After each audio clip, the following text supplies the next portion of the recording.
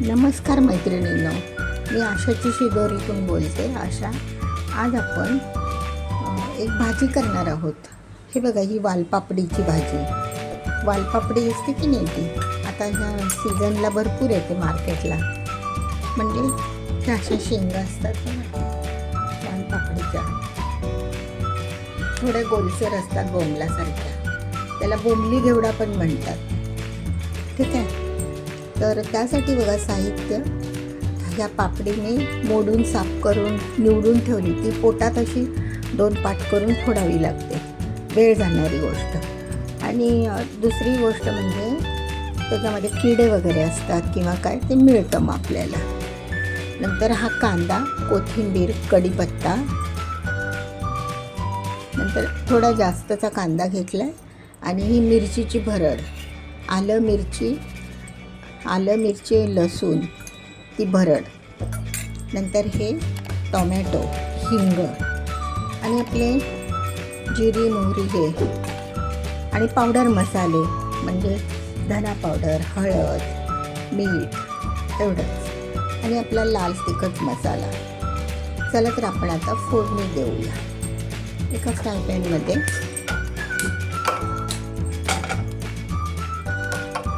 तेल टाकायचं. ही फक्त वाफेवरच करायची भाजी, आणि त्याला पाणी वगैरे काही नाही सोडायचं.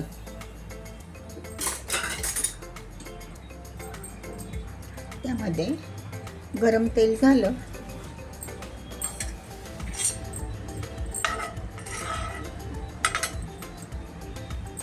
की त्यामध्ये जिरी मोहरी टाकूया. अगोदर तडतडायला मोहरी तडतडली की जिरी,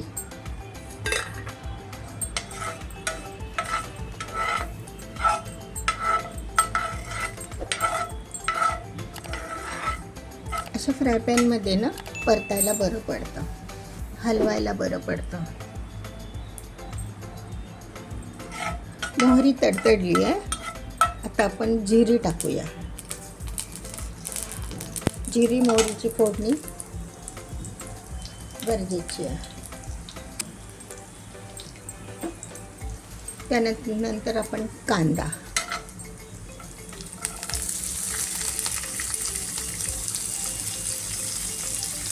कढीपत्ता,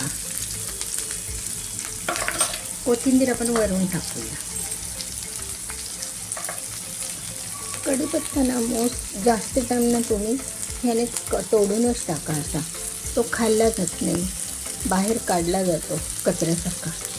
तर म्हणून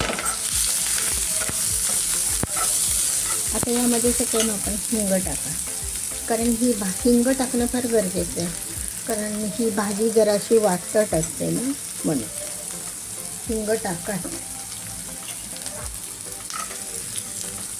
थोडासा कांदा वाढवला. आता टोमॅटो पण टाकूया, म्हणजे विरघळणार ते.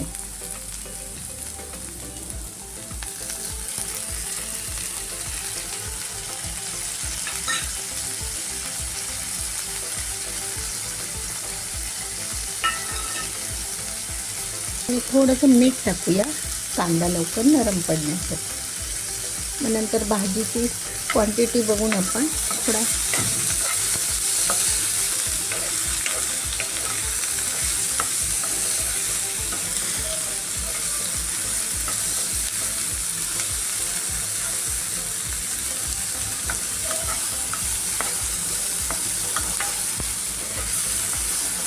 ही सगळी फोडणी नरम होऊन द्यायची.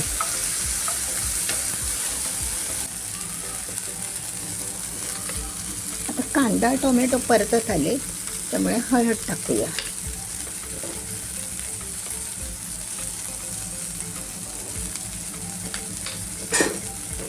जिरी मोहरी, धना पावडर, हळद हे सगळं टाकलेलं, आणि आपण ती भरड केलेली आहे ती पण टाकूया.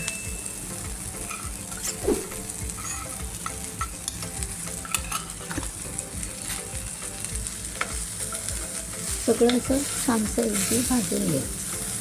त्यामध्ये आता आपण आपली स्वच्छ करून ठेवलेली, धुवून ठेवलेली ही वालपापडीची भाजी, वालपापडी हे टाकूया. थोडंसं ते साफ करताना वेळ लागतो, पण भाजीला ना वेगळीच चव असते मटवडींना त्या भाजीला.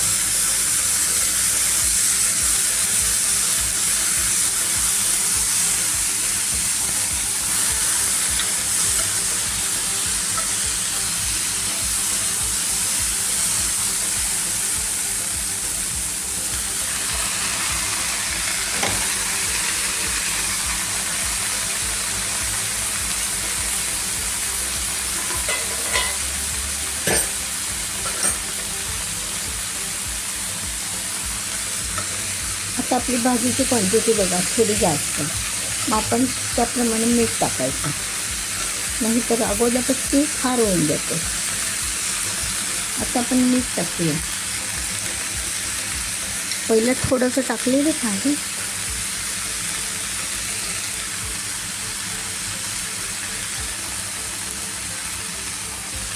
त्यामध्ये थोडासा कांदा लसूण मसाला,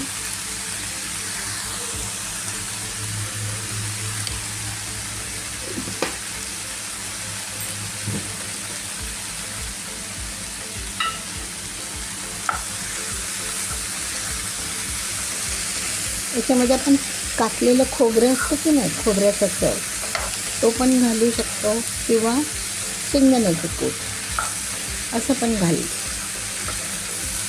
शेंगदाण्याचं कूट घातलं तर पण चांगलं लागतं, खूप छान लागतं.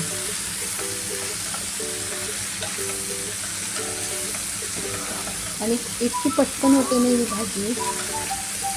टोटल 8 ते 9 मिनटामध्ये ही भाजी होऊन जाते शिजायला.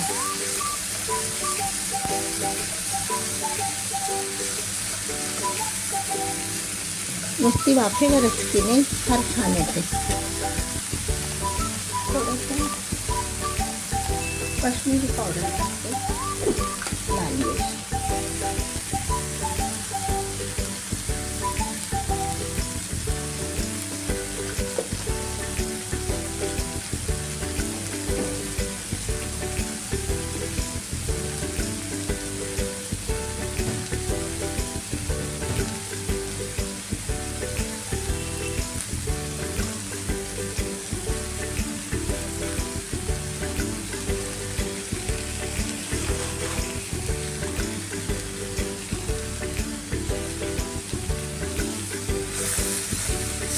अशी आपली भाजी तयार आहे ना.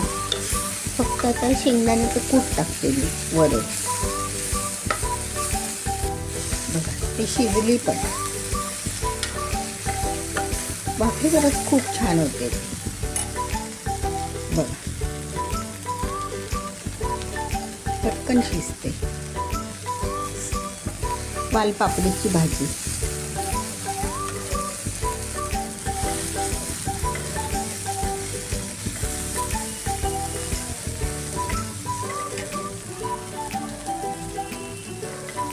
आपली आता भाजी होत आली आहे, फक्त शेंगदाण्याचं कूट घालायचं.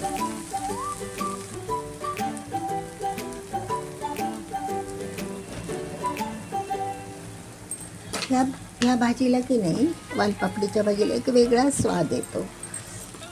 उग्र पण म्हणता येणार नाही, आणि कसा तो वेगळाच एक स्वाद असतो, पण खायला खूप छान लागते. टोमॅटो थोडा जास्तीचा घातला, मस्त लागते. ठीक आहे का? तर आता मी तुम्हाला ही सर्व करून दाखवते.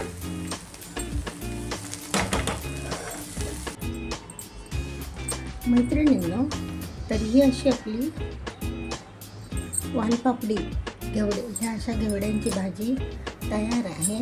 त्याच्यावर थोडंसं आपण कोथिंबीर वगैरे टाकायची, अशी छान लागते, दिसते पण सुंदर. बघ कसा वाटला व्हिडिओ सख्यानो? एकदम सोपी भाजी आहे, अगदी 8 ते 9 मिनटात होते. भाजी निवडून ठेवली ना, बाकीचं पटापट होऊन जातं.